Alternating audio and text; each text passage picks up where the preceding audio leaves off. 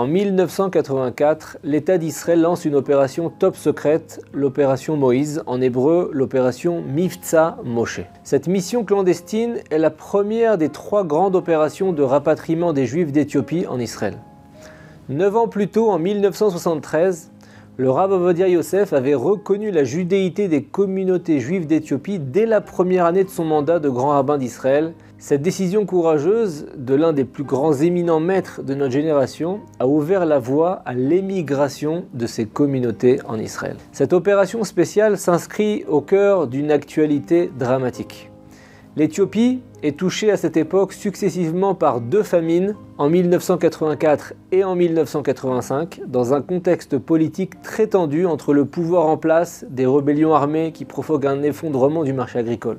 Mais l'agriculture en Éthiopie représente le poumon économique quasi exclusif du pays avec 90% des exportations et 80% des emplois. Les conséquences humaines sont gravissimes et les estimations évaluent entre 200 000 à 1 million les victimes de ces famines successives. Et c'est dans ce contexte humanitaire déplorable que des milliers de Juifs éthiopiens fuient à pied leur pays pour rejoindre des camps de réfugiés au Soudan, pays voisin lui-même plongé dans une guerre civile marquée par des massacres, de l'esclavagisme, qui en fait l'un des conflits les plus meurtriers du monde depuis la Seconde Guerre mondiale. Et donc du 21 novembre 1984 au 5 janvier 1985, l'État d'Israël lance l'opération Moïse et rapatrie clandestinement par voie aérienne 8000 Juifs éthiopiens. L'opération est en elle-même un succès, bien que les conséquences humaines sont là aussi terribles avec 4000 décès au cours de l'exode de l'Éthiopie vers le Soudan et avec plus d'1 millier d'enfants qui se retrouvent en Israël loin de leur famille, bloqués en Afrique et qui ne les rejoindra que 6 ans plus tard au cours du dernier pont aérien, l'opération Salomon. On a du mal à imaginer les conditions éprouvantes et de précarité extrême dans lesquelles ces communautés arrivent en Israël. Mais dans l'ensemble, les 8000 nouveaux arrivants ont un point commun: l'attachement à la tradition juive plurimillénaire.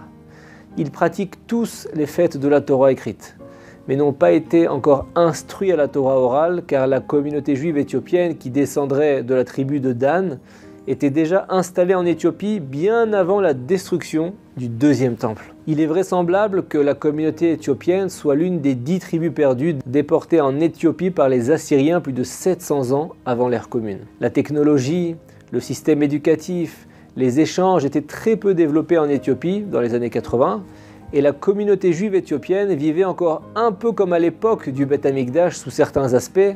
Ils faisaient par exemple le sacrifice pascal, le Korban Pessah, en Éthiopie, faute de pouvoir monter au temple de Jérusalem. Et après leur arrivée, les nouveaux immigrants sont repartis dans des centres d'intégration installés par l'agence juive où on leur fournit pendant un laps de temps assez court un logement, de la nourriture, des cours d'hébreu, et donc différents services nécessaires à l'intégration. Et donc Yoel, qui travaille au sein de l'un de ces centres d'intégration, est à l'origine éclaireur dans l'armée israélienne. Il est reconverti guide touristique et sa vocation, c'est aujourd'hui, de faire découvrir le pays aux nouveaux immigrants, son histoire, sa géographie, sa faune, sa flore. Et aujourd'hui, il part pour 1 semaine avec la famille Menjitsu, une famille pieuse, visiter le pays. La famille est très heureuse de découvrir le pays de leurs ancêtres, surtout le petit Moshe qui a 9 ans et qui pratique le judaïsme avec beaucoup d'enthousiasme et de ferveur. Première étape, la capitale économique du pays, Tel Aviv, en plein boom économique. Et donc Yoel, le guide, explique, voilà, Tel Aviv, c'est une ville qui va devenir très chère dans les décennies à venir, mais si vous souhaitez participer à la croissance économique du secteur tertiaire du pays, c'est the place to be, c'est ici que ça se passe. Et donc Moshe regarde les grues, les buildings en construction avec un air un peu interrogateur, il n'a jamais vu ça de sa vie, et Yoel le remarque, le guide donc, et il lui demande « Tu aimes Tel Aviv, Moshe ? Ça t'impressionne ces grands bâtiments ?» Et le petit Moshe qui balbutie son hébreu mais qui apprend vite à l'ulpan du centre d'intégration, il dit au guide « Oui, j'aime Tel Aviv comme j'aime chaque recoin de ma terre. Et moi, ce que je veux voir, c'est Jérusalem, c'est le Beth Amikdash. » Et là, Yoel le guide sourit à cette plaisanterie, un peu enfantine, et le groupe continue le parcours le lendemain en visitant le kibbutz Dgania. C'est le premier kibbutz juif fondé en 1909 à côté du lac de Tibériade, soit presque 40 ans avant la création de l'État d'Israël. Yoel présente la vie du kibbutz aux nouveaux immigrants et il pose la question au petit Moshe. « Alors Moshe, ça te plaît le kibbutz ? Tu préfères ça, la vie en collectivité ou la frénésie de la grande ville ?» Et là Moshe répond « Bah, moi je préfère Jérusalem et le Beth Amikdash, J'ai hâte d'apporter un korban toda, un sacrifice de remerciement à Dieu. Yoël sourit de nouveau à la plaisanterie touchante et il décide de revoir un peu le programme. Demain, il va amener la famille directement à Jérusalem pour qu'elle puisse prier au kotel au mur occidental. Quand il annonce la nouvelle, il remarque une grande exaltation de la famille Menjitsu qui se met directement à réciter des Teilim, des psaumes de remerciement, Mizmor Letoda pour Dieu, etc. Le père demande à Yoël s'il connaît un endroit où se procurer des sacrifices pour les apporter au temple. Yoël est étonné de la question, il le dévisage pour voir s'il rigole ou pas. Le père n'a pas l'air de plaisanter et ça étonne encore plus Yoël. Il décide d'en sourire et il dit que bon, ça ne sera pas nécessaire d'apporter des sacrifices. Dans la nuit, Yoël a du mal à retrouver le sommeil avant la journée à Jérusalem. Pourquoi le petit Moshe lui parle sans arrêt du Beth Amikdash, donc du temple? Pourquoi aujourd'hui le père a demandé où est-ce qu'on va acheter un korban, un sacrifice? Yoël, il n'est pas du tout religieux, mais ces questions-là, ça le touche.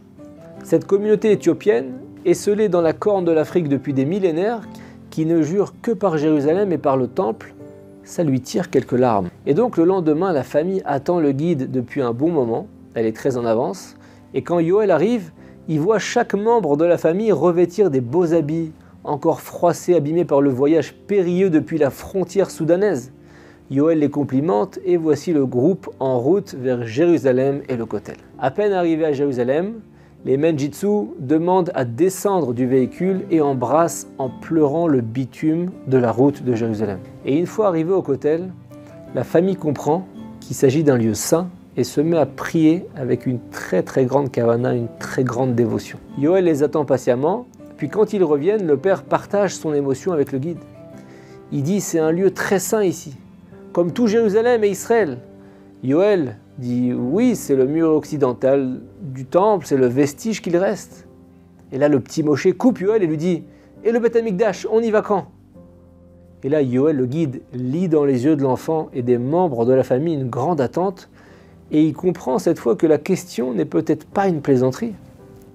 Yoël décide d'éclaircir le sujet une bonne fois pour toutes, et il dit « je pensais que vous le saviez, mais le temple a été détruit une première fois par les Babyloniens, avant d'être reconstruit, puis d'être détruit par les Romains il y a environ 2000 ans. Il n'est pas reconstruit depuis, et sur le mont du temple ont été édifiés le dôme du rocher et la mosquée Al-Aqsa juste au-dessus de nous. Et là, tous les membres de la famille éthiopienne se regardent. Ils pensent que leur guide fait une mauvaise blague. Le père dit « c'est pas drôle du tout, Yoël. Amenez-nous maintenant au temple de Jérusalem. » Yoël continue ses explications et il affronte l'énervement et l'incrédulité de la famille. Yoël est perdu dans cette situation, il interpelle un juif éthiopien qui était de passage et il lui explique le contexte avec la famille, la difficulté qu'il rencontre. Et l'Éthiopien confirme en langue amharique, la langue officielle de l'Éthiopie, le récit du guide. Et là, à ce moment-là, c'est l'affliction totale pour la famille Menjitsu. Ils s'effondrent en larmes au sol. Moshe et son père déchirent une partie de leur chemise, se lamentent sur la destruction du temple. Rien n'est feint, tout est vécu ici. Cette famille vient d'apprendre la destruction du Beth Amikdash aujourd'hui et ils en souffrent terriblement. Eux qui avaient vécu si longtemps loin des actualités, des informations, continuent à pratiquer leur judaïsme en se doutant de la présence permanente du temple. Comment est-ce qu'on vit, nous, la destruction du Beth Amikdash? Comme un fait historique défavorable? Comme un aléa de l'histoire juive? Comme une histoire à laquelle on n'est pas sûr de croire au fond de nous? Comme un événement triste mais pour lequel il est difficile de pleurer parce que c'était il y a trop longtemps? Si nous réalisons la perte que représente la destruction du Beth Amikdash et sa non-reconstruction chaque année depuis près de 2 millénaires, alors nous nous endeuillerons vraiment comme la famille Menjitsu et comme de nombreux Éthiopiens à leur arrivée en Israël et comme de nombreux Juifs conscients de l'immensité de la perte. S'endeuiller sur la destruction du Beth Amikdash, c'est déjà une prise de conscience de la distance qui nous sépare de la volonté divine, du chemin qui nous reste à parcourir pour le reconstruire. Bientôt, bimera biamenu, be'ezrat Hashem. Amen. Shabbat shalom.